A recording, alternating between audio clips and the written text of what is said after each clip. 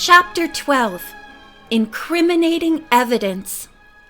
For several weeks, Phil began, my father and a good many other postmasters have been receiving reports like the one you've just told me, Nancy. The police and the Postal Inspectors Division have been investigating, but haven't caught anyone yet. Said Nancy. Then my friend could easily be one of the victims. Just then, a record of dance music began to play, and Ned claimed Nancy.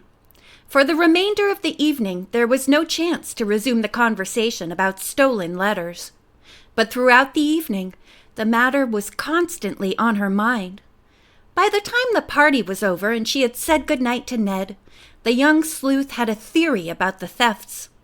To start solving this mystery, she must first talk to Joe Swenson. By 10 the following morning, Nancy was on her way, with Bess and George in the front seat of the car with her. In her purse was the diary. The cousins were intrigued when Nancy told them about the dinner dance.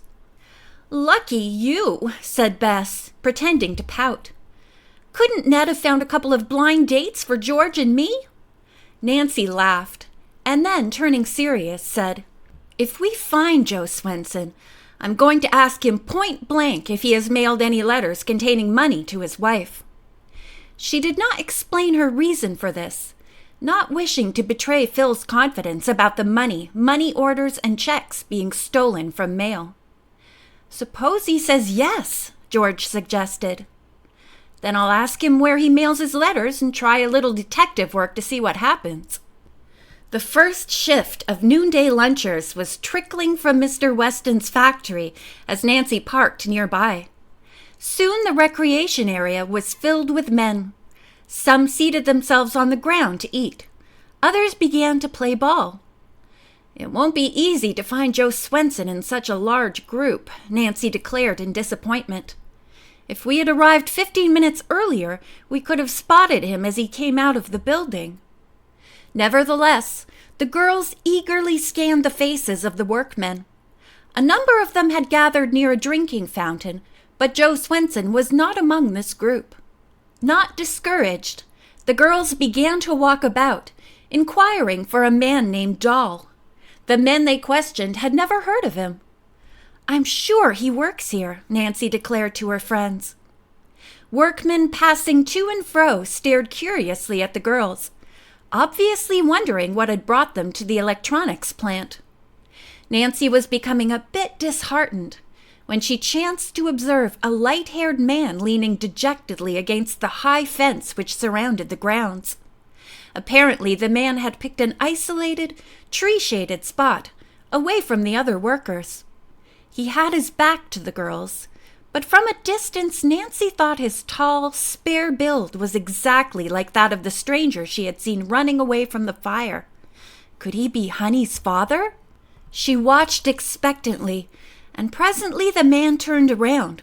He was the same person she had seen on the previous day's visit to the factory. Nancy could not mistake the face. He was Joe Swenson. "You girls stay here a moment, will you?" Nancy requested. "I think I've found our man. I must speak to him alone. Be on your guard, and if he tries to escape, block the exit to the grounds. I don't think he'll make a disturbance, but if he's guilty, he may attempt a getaway." Nancy's heart beat faster than usual as she approached the man who was leaning against the fence.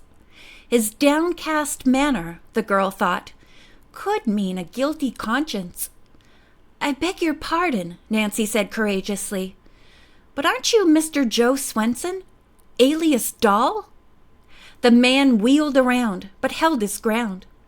After the first start of surprise, Nancy thought he did not look unusually disturbed at the sudden encounter.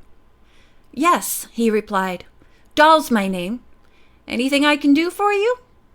For a moment, Nancy was at a loss for words. She had half expected that Joe Swenson would be defiant and sullen, not a sad-eyed, kindly man. He looked to her as though he could not have harmed anyone in his life. "It's all a mistake," Nancy told herself joyfully. "Mr. Swenson is innocent. He didn't start the Raybould fire." The next moment she had regained her composure and was again the impartial, businesslike detective. She showed him her driver's license for identification. "I have news of your wife," Nancy said to him quietly. "Helen?" the man demanded eagerly, his face lighting up. "She's not ill, I hope?" "Oh, no," Nancy assured him. "But she's dreadfully worried about you and is trying to locate you." "I don't understand," Joe Swenson said, frowning. "I sent my address but didn't want to go home until a certain matter was cleared up." "Then you have written to your wife?" Nancy questioned. "Yes, twice. I sent her 2 good-sized money orders."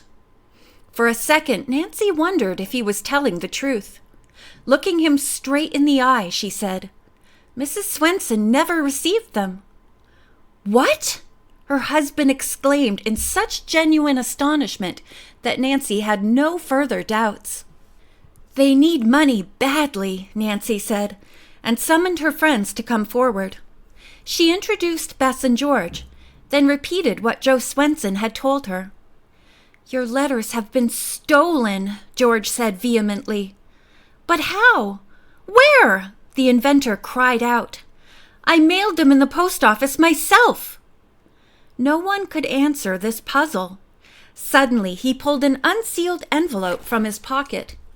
"Here is another letter to my wife with $25 in it. I was going to send a money order today. Would you be so kind as to deliver this in person?"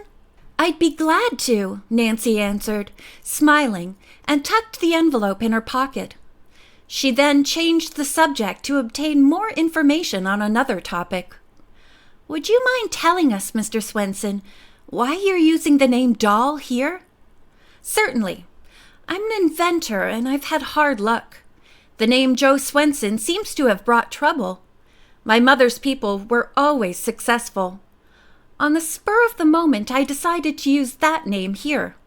A man I know vouched for me since I didn't have any references to give." "I see," said Nancy. She smiled disarmingly. "Your wife told me of some unfair dealings you've had with a man who buys patents." "Indeed they were unfair. He cheated me. Felix Raybould is a thief." The 3 girls were unprepared for such an outburst from this seemingly mild-mannered man. Apparently he guessed what was going through their minds. "I shouldn't burden you with my problems," he said apologetically. "Things aren't any easier, even though I have a job. Did you know the Raybould house burned?" "Yes." "To be truthful, I am afraid I may be blamed if anyone finds out I was there."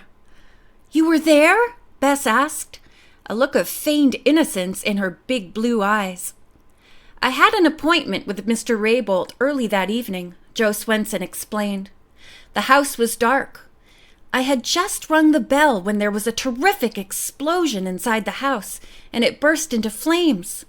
I called and called to Mr. Raybould, but there was no answer." "Did you try to break in to help?" George asked bluntly. "Yes, but I couldn't budge the door.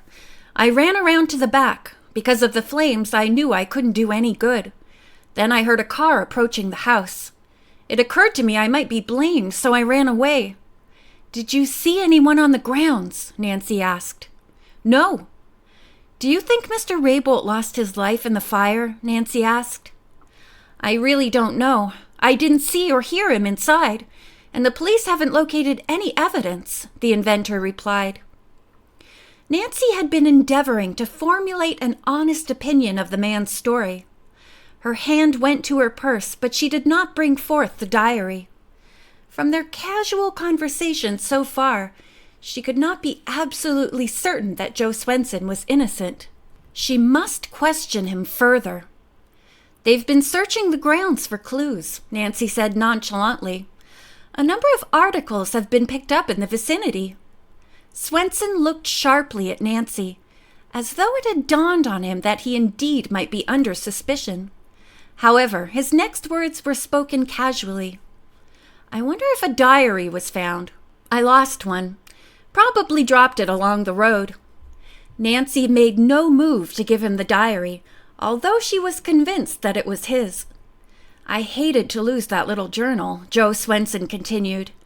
It was written mostly in Swedish and wouldn't be of any value except to myself. And to Felix Raybould. That sly fox. What has the diary to do with Mr. Raybould? Nancy asked. The diary contains... Joe Swenson hesitated. Well, it contains things Felix Raybould wishes were not written down. That man cheated me out of a fortune, but I haven't a chance to prove my case without the diary and without money to retain a lawyer. To make matters worse, I've even lost a ring I treasured highly. He made a hopeless gesture and lapsed into gloomy silence. Again Nancy's hand went to the diary in her purse. Again she hesitated. Suppose Joe Swenson were guilty, and she was withholding evidence from the police. Nancy made a quick decision to hold on to the journal until the truth was learned. Before she could question the man further, the return-to-work whistle blew a shrill blast. I must go now, Swenson said hurriedly. When are you off duty? Nancy asked. 4 o'clock. Then perhaps we'll see you again before we return to River Heights. Noticing the man's surprise, she added quickly, Wouldn't you like me to carry a message to Mrs. Swenson and Honey? Thank you, but I'll write to them again. Nancy and her friends watched him until he had disappeared inside the building. The girls then walked slowly back to the car. I'll bet, said George, that Joe Swenson is worried about the fire and will run away again. Nancy remained silent, in deep thought. Just as she reached the convertible, someone grabbed her arm roughly. She turned to face a tough, cruel-looking man. End of chapter 12.